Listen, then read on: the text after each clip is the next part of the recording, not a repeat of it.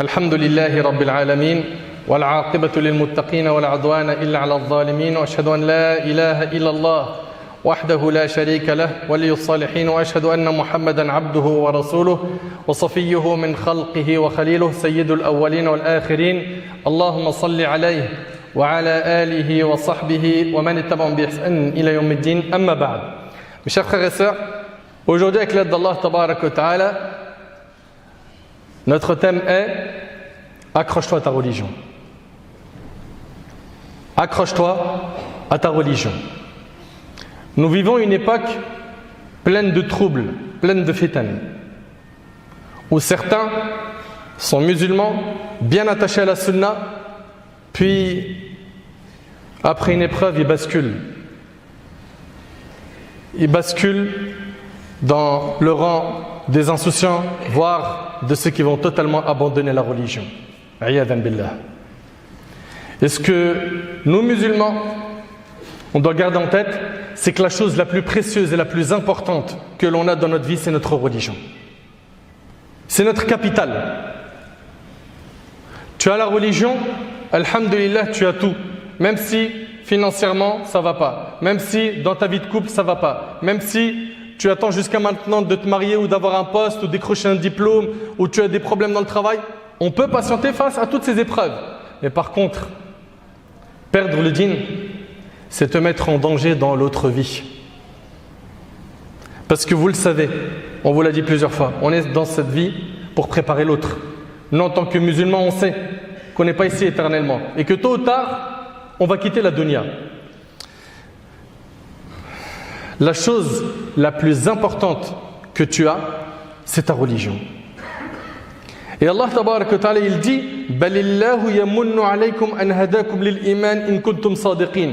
C'est tout au contraire une faveur dont Allah vous a comblé en vous dirigeant vers la foi. C'est un cadeau d'Allah d'avoir la foi.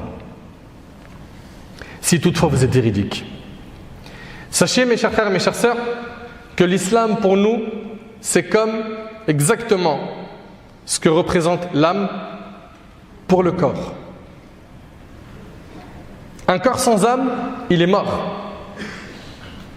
Nous, sans l'islam, on n'a plus de vie. On n'a plus de vie spirituelle. On coupe notre lien avec Allah Tabarak wa Ta'ala. Et ça, c'est la pire des choses. La pire des choses. Combien on voit de musulmans et de musulmanes qui viennent nous voir en nous disant « Je me sens mal ». Et quand tu creuses, tu vois qu'il s'est totalement détaché de la religion. Mais tu veux vivre comment ? Tu veux vivre la paix, la quiétude, la sérénité, le bonheur en étant loin d'Allah ? Allah Ta'ala, il a dit وَمَنْ أَعْرَضَ عَنْ ذِكْرِ فَإِنَّ لَهُ مَعِيشَةً ضَنْكَ. Celui qui se détourne de mon rappel, tu te détournes du Coran, tu te détournes de l'islam, Allah il dit, il mènera certes une vie pleine de gêne. Ta vie elle va être difficile loin d'Allah. Tu as besoin de cette spiritualité. Tu as besoin de recharger ton cœur avec les paroles d'Allah, avec l'adoration d'Allah, avec le fait de te rapprocher d'Allah jour après jour et de faire le nécessaire. Pourquoi ? Pour gagner la satisfaction d'Allah Azza wa Jal. Mes chers frères et sœurs, retenez une chose, c'est que l'islam, c'est notre capital.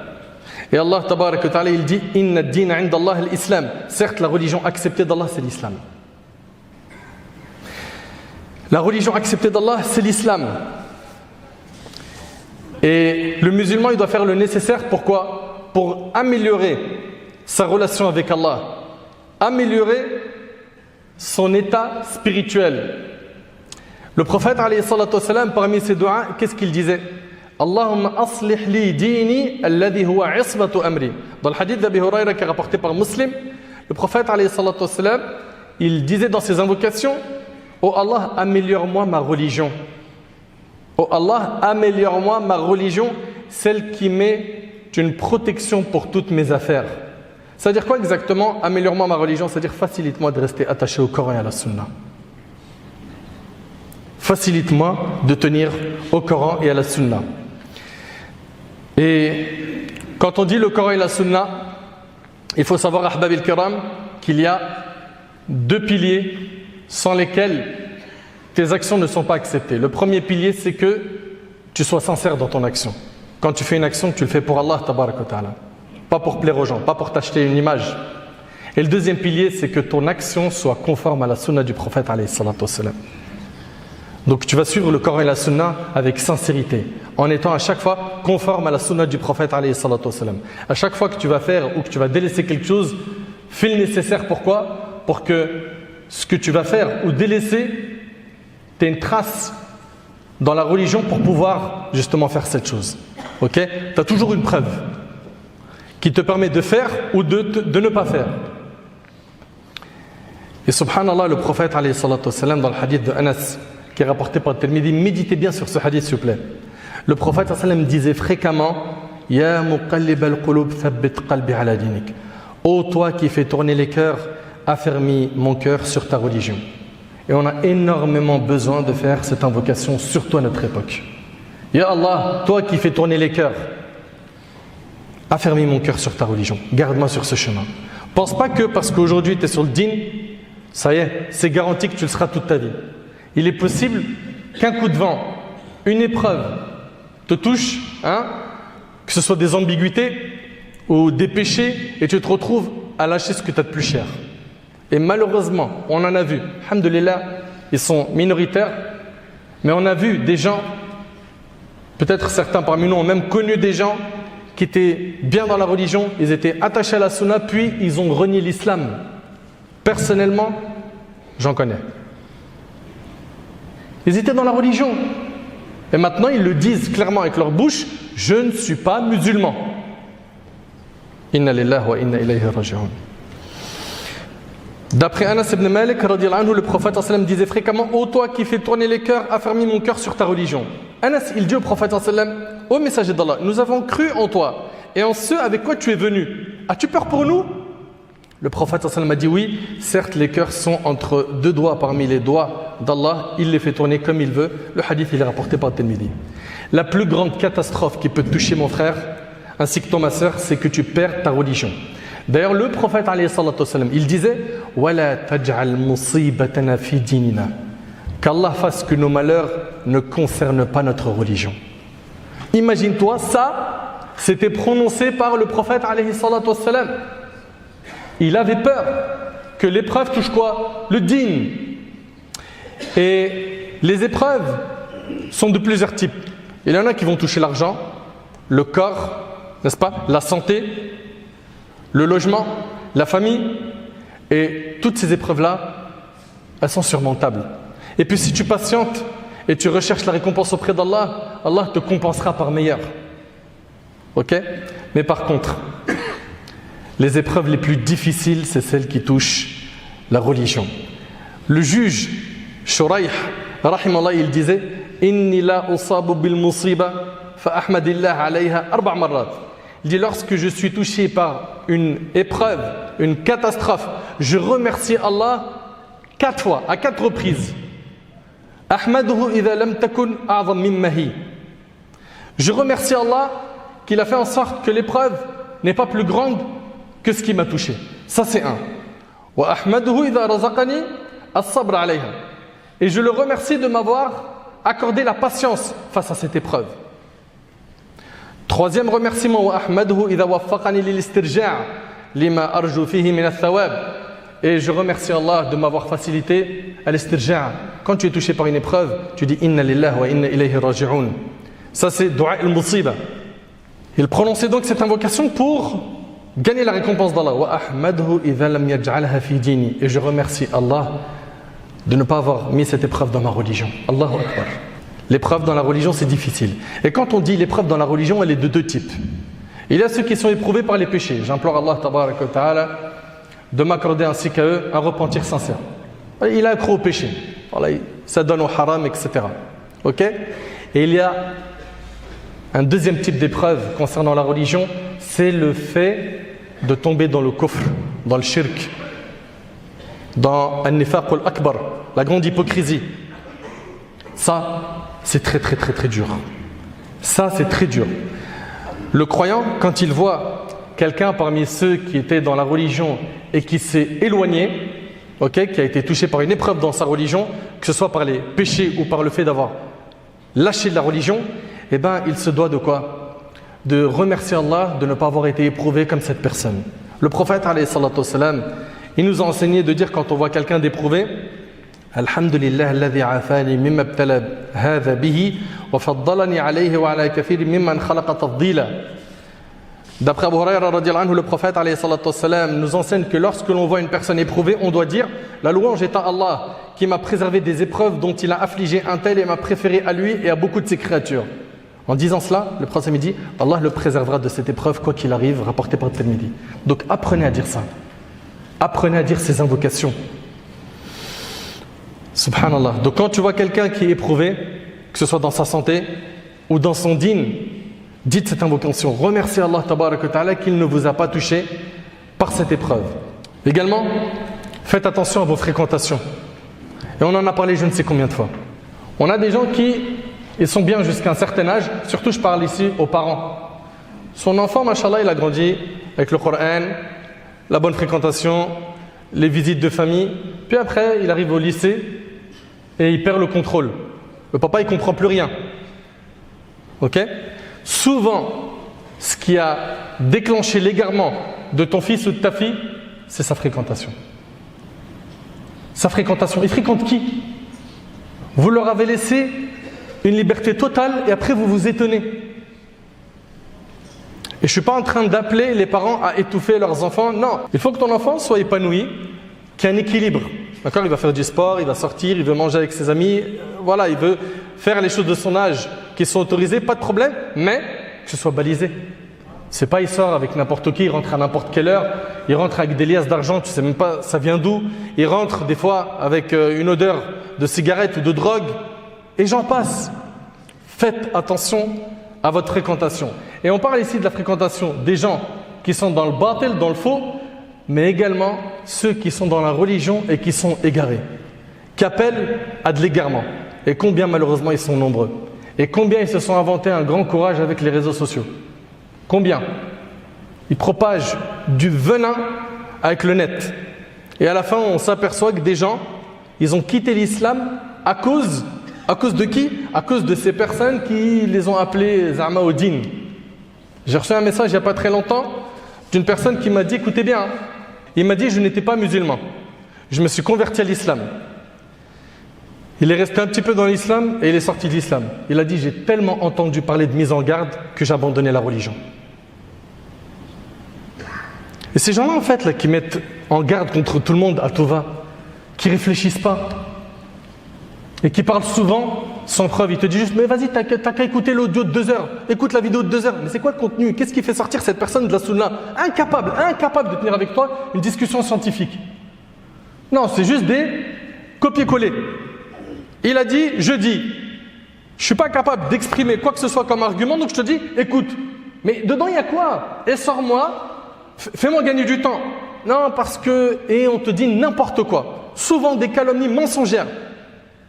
Donc que ce soit ces frères-là ou d'autres qui appellent à malheureusement une autre voie que celle des pieux prédécesseurs, il faut être très vigilant et apprendre à prendre sa religion de gens qui ont un vrai cursus scolaire, qui ont plié leurs genoux chez les gens de science, qui ont étudié, qui sont diplômés. Mais non. Et donc ici, il faut faire attention à la fréquentation et de qui on prend la religion. Également, faire très attention à quoi ? À l'argent. Combien de gens ont quitté l'islam à cause de l'argent ? À cause de l'amour et de la noblesse. D'après Ka'b ibn Malik, le prophète a dit « Deux loups affamés que l'on envoie près d'un troupeau sont moins mauvais pour le troupeau que ne le sont pour la religion d'un homme, son obsession pour l'argent et la noblesse. » Et c'est rapporté par Tirmidhi. Allahu Akbar. Écoutez bien. Deux loups affamés que l'on envoie près d'un troupeau sont moins mauvais pour le troupeau que ne le sont pour la religion d'un homme, son obsession pour l'argent et la noblesse rapportée par Tirmidhi.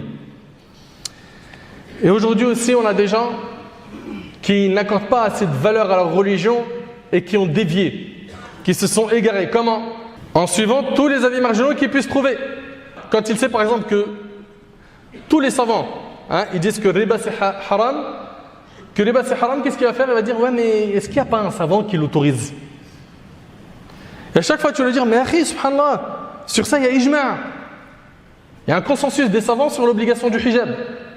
Ok? Il n'y a pas de divergence. 14 siècles, les savants ils sont unanimes sur le fait que le hijab est obligatoire. Et tu as quelqu'un qui dit non, mais parce qu'il y a un avis qui dit que c'est permis de l'enlever. Qui? Donne-nous un nom de savant. Ok?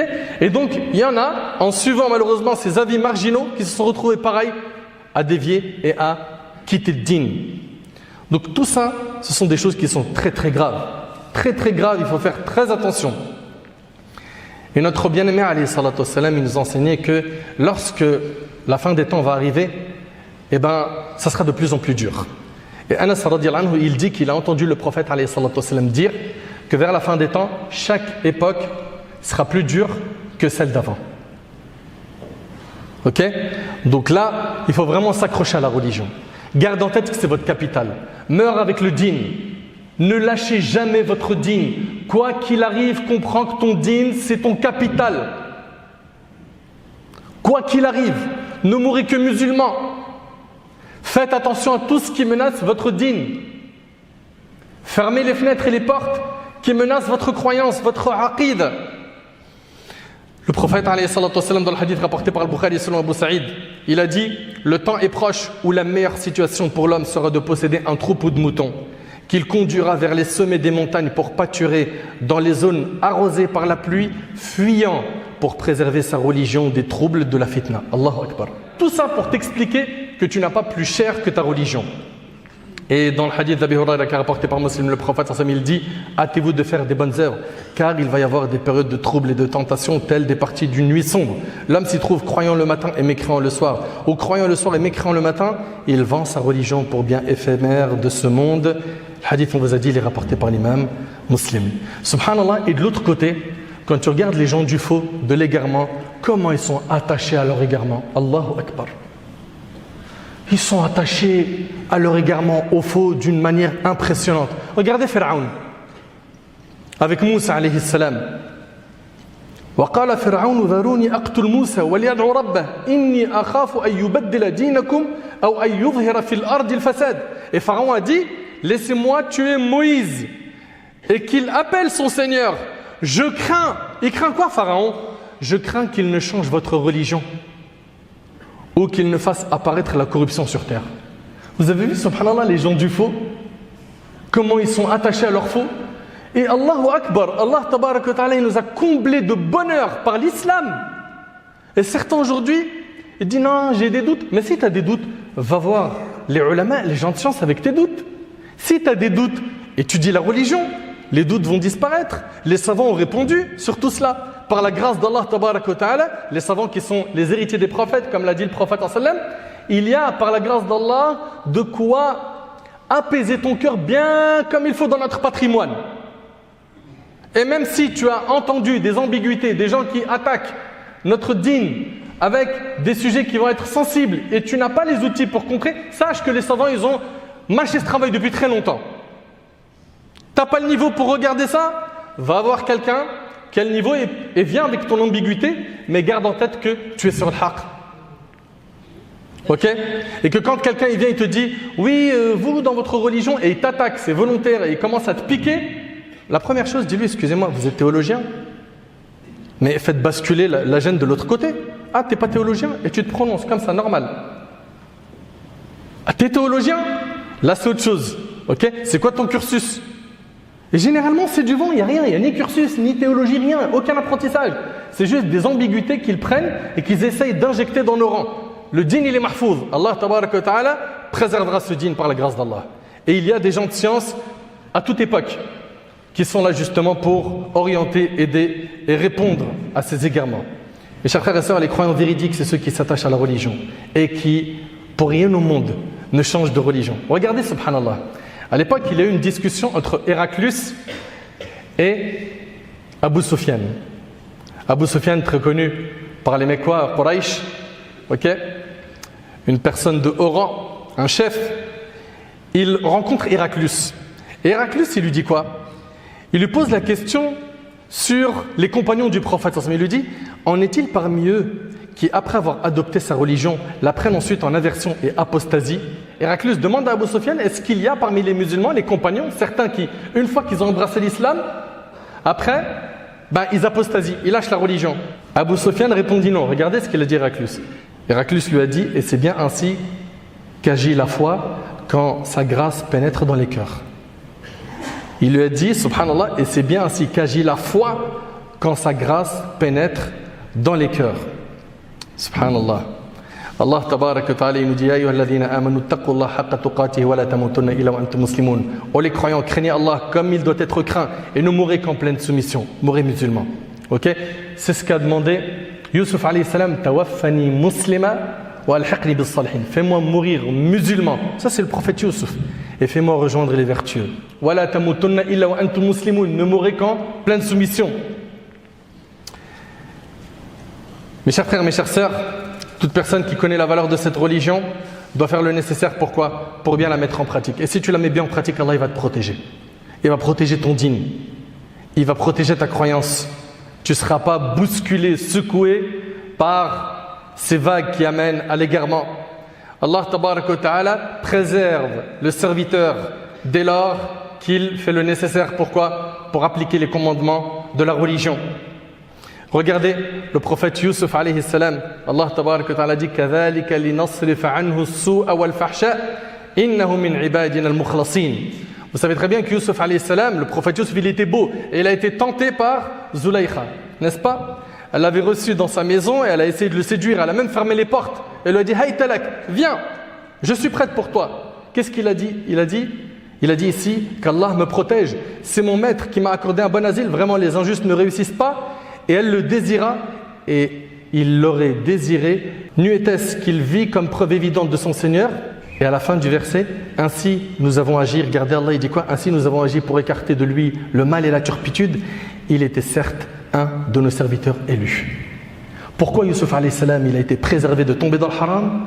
Parce que c'était un bon serviteur d'Allah tabaraka wa ta'ala. Si toi tu es un bon serviteur d'Allah, comme Allah a préservé Yusuf, il te préservera de tomber dans le haram, de tomber dans la fornication, de tomber dans le riba, de tomber dans le kufr, dans le shirk, il te protégera. Donc les clés on les connaît. Apprenez la religion, faites des invocations comme le prophète sallam pour qu'Allah tabaraka wa ta'ala nous garde sur ce chemin, fréquentons des pieux et surtout écartons-nous du haram un maximum afin justement d'avoir cette protection d'Allah tabaraka wa ta'ala.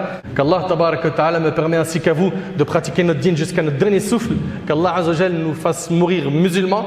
Qu'Allah azza wa jal nous raffermit lors des moments d'épreuve. Qu'Allah tabaraka wa ta'ala nous accorde une bonne compréhension de sa religion et surtout une bonne fin.